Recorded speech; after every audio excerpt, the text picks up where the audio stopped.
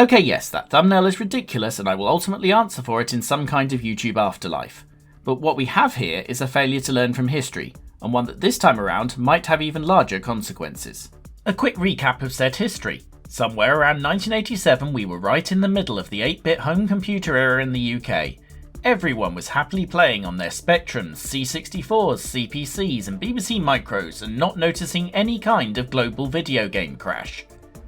Full price games cost about £8, budget games could be as cheap as $1.99, and were sold in places as disparate as newsagents and pharmacies. Even with inflation, we're talking games that could be bought as cheap as a supermarket sandwich. Cassettes took a while to load, but they were cheap. It's about now the magazines had an idea. Instead of just telling you about all the stuff you could buy for the Alan Sugar beard box and its contemporaries, why couldn't they also give you some of it attached to the front of the magazine? It started light. The earliest ones were a single cut-down demo version of an upcoming game. Then Sinclair User and Your Sinclair started giving away the odd full game specially produced for them, sometimes to tie in with the publisher's other game getting a review. And if it had continued in that vein, all would have been fine. But unsurprisingly, this became an arms race. Suddenly tapes had 2 full games that had previously been sold, then 4. At the zenith, as many as 8 items were on these tapes, frequently in the majority complete full-price titles. At this point, that's all the gaming you need. Effectively, you were getting all you could play for a reasonable monthly subscription. Sound familiar at all? Game Pass for PC and/or Xbox, PSN for PlayStation. Multiple new, often full price, often expansive games every month. Delivered without even the hassle of a trip to the local newsie straight to your console for a reasonable monthly subscription.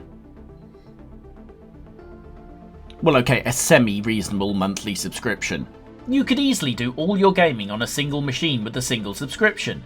If I look at the games I am or might want to soon be playing, Atomfall, Oblivion, Clair Obscur, Doom the Dark Ages, Blueprints. Every single one of those is on Game Pass. Every single one of them was on Game Pass the second it was first available. Equally, if we look at PS in May alone, the equivalent of course of one cover tape, you've got Sandland, an RPG from the Dragon Ball guy, Soul Hackers 2 from the Persona people, Battlefield 5, a full-length campaign FPS, all 3 Stalker games as well as fighting and strategy titles, a Gloomhaven RPG, and the small matter of the hundreds of hours you can lose to what we used to call Harvest Moon. Great for the customer, you'd think, sure, but that's where the lesson from history comes in. This was devastating for the 8-bit computer market. Why would you buy an £8 game or even a £2 game when you were being given your entire backlog on the front of a magazine costing £1.95? You didn't, of course. New game sales were a disaster and the budget going to the tape on those magazines reduced their page count, meaning coverage of those retail games was less expansive or broad anyway. By the early 90s, it wasn't uncommon for magazines to give away more games than they reviewed. And so Game Pass. That entire list I just gave you is one subscription service over the course of less than 2 months. At 15 to 20 hours, Atomfall is easily the shortest of those games. Even if they were all that short, you'd need to be playing games for at least 3 hours a day to keep up. I barely do that and I have 0 responsibilities as a human being. My friends with kids could probably make Oblivion last until they release Elder Scrolls 6 somewhere in the next millennium. The worry I have isn't even so much the market as a whole. Sony and Microsoft know what they're doing, and in Sony's case they've resisted putting their big hitters on the service day one. But for indies it could be disastrous.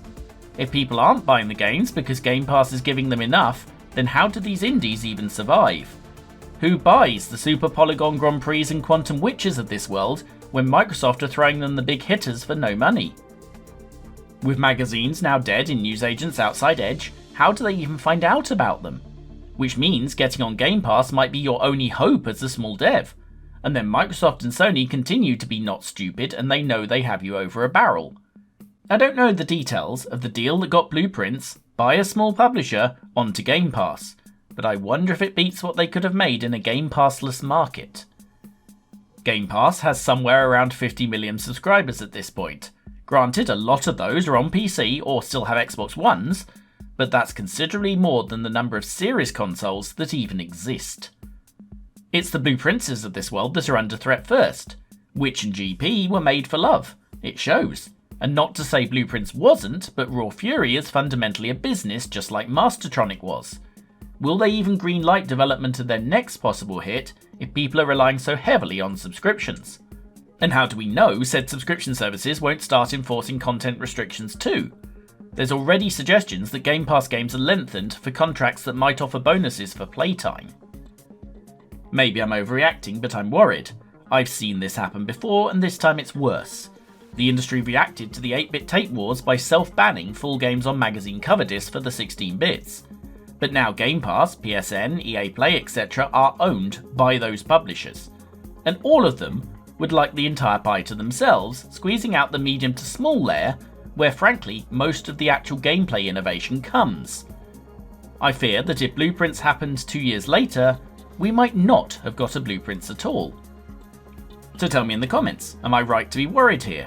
Are we heading for a world where on console at least the only offering might be the few games that Sony corporate thinks you should be playing every year? Or do you think the subscription services will remain just an option, living alongside paying to outright buy your games?